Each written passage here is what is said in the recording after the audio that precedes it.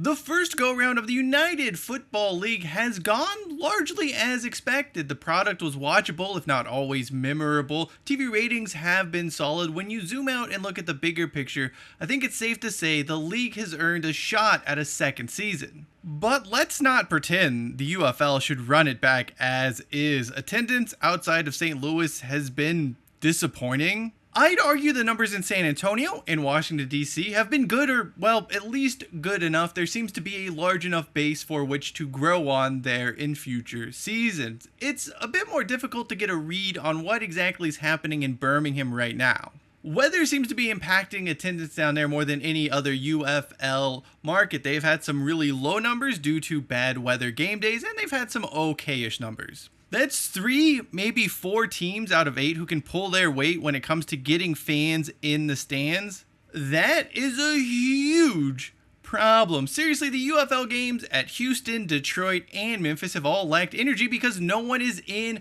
attendance. It's like watching a scrimmage. Now, mind you, it's a really well-organized scrimmage, but a scrimmage nonetheless, and who wants to watch that? Before we delve into that question though, let's address a smaller issue that may in part be responsible for the bigger challenge. The worst part of the merger between the XFL and USFL has been that no real clear vision was ever laid out by the new entity. Now, that was due in large part to time constraints. There just wasn't a lot of time to do anything. Everything's sort of been slapdash thrown together. But at various points, you've seen the focus be on being a top professional sports league, blue-collar football, innovation, Dwayne "The Rock" Johnson, and watching the next Brandon Aubrey or Dearness Johnson.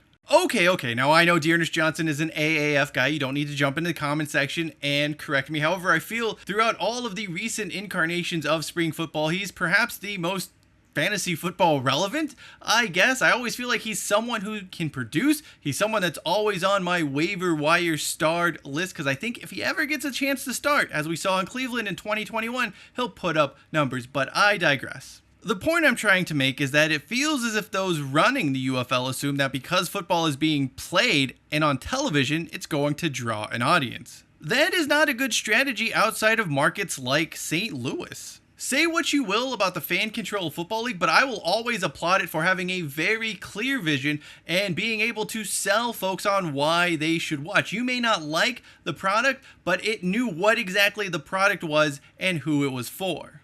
The UFL is lost in this Bermuda Triangle of marketing, somewhere between trying to be a light version of the NFL, an innovative alternative, and a desire to be something different altogether. That hasn't helped its case in the eyes of casual fans, as well as those skeptical fans already having been burnt by previous attempts at spring football. However, I think the bigger issue, the huge issue that really needs to be addressed before year 2 begins, is the market selected to be a part of the UFL.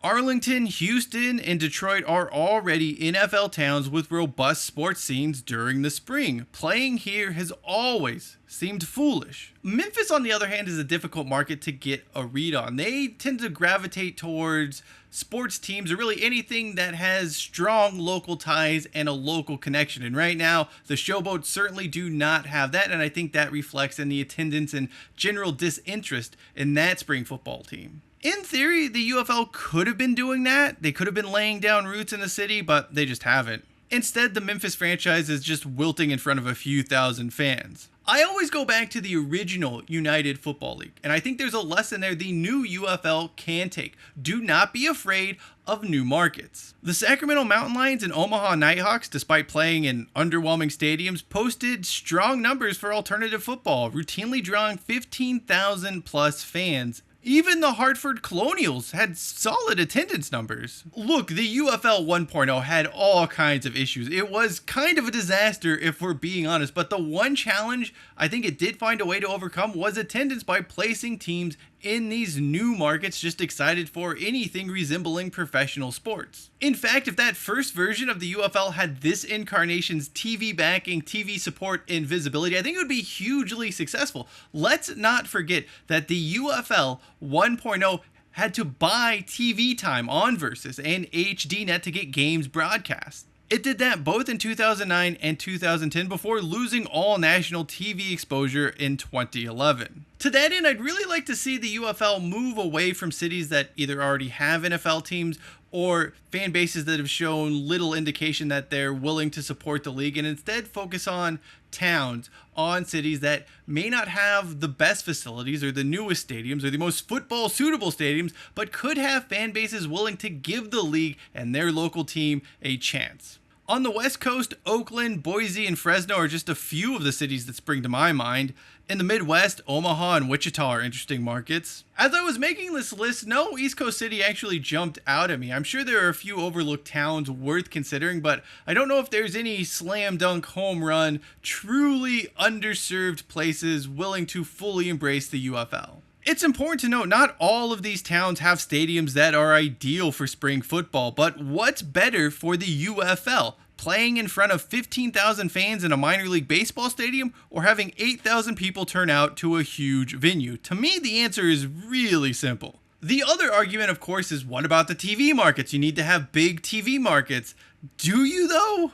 I feel like the location of the teams is almost irrelevant at this point when it comes to spring football. As far as TV ratings are concerned, it seems like league, branding, team locations, none of that stuff has an impact. We kind of know what the TV ratings are going to be. And if market size was so important to spring football leagues, they'd still be trying to pigeonhole teams into Los Angeles, New York, and Chicago, but we no longer see that. And hey, maybe a better game atmosphere will see more people inclined to tune in. Or are you really trying to tell me that all those Michigan Panthers fans who aren't bothering to attend games are somehow propping up TV ratings? Look, I'm not saying going to these smaller markets, these underserved cities, is going to work. It's far from guaranteed. You still need to do a lot of marketing, a lot of outreach. There's a lot of time and effort that needs to go into making this a success. Ultimately, you need to field teams and have players the local communities care about and identify as their own. But if 15,000, 20,000 individuals were willing to watch the Omaha Nighthawks and Sacramento Mountain Lions at one point in time,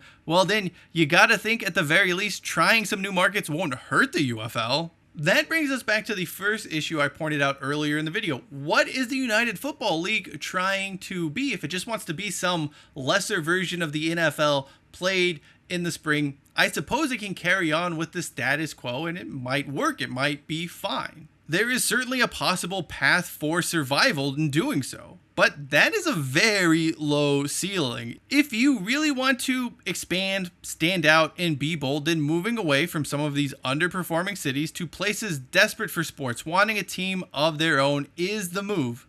At the very least, it would be better than showing this same picture of The Rock playing college football for the millionth time as you're trying to ignore the fact no one bothered to show up for your UFL game. The third version of the XFL, the USFL 2.0, and now the merged UFL have played it safe. So much so that the product overall feels sort of boring and bland. Now, don't get me wrong, I understand why they took such a cautious approach, and honestly, I applaud them to a certain extent for it. They wanted to get a foundation in place. As I've said previously, spring football needs a 3 to 5 year runway to find its footing, but that doesn't mean you can't make some adjustments on the fly. The most necessary adjustment going from year 1 to year 2 has to be the location of some of these teams. Look, not every city is going to be a St. Louis, and it's not reasonable to expect that from every single market. But there have to be plenty of places in America that can do better than 8,000 fans per game. And for proof of that, all the current UFL needs to do is go back and study the original UFL, which found ways to be successful at the gate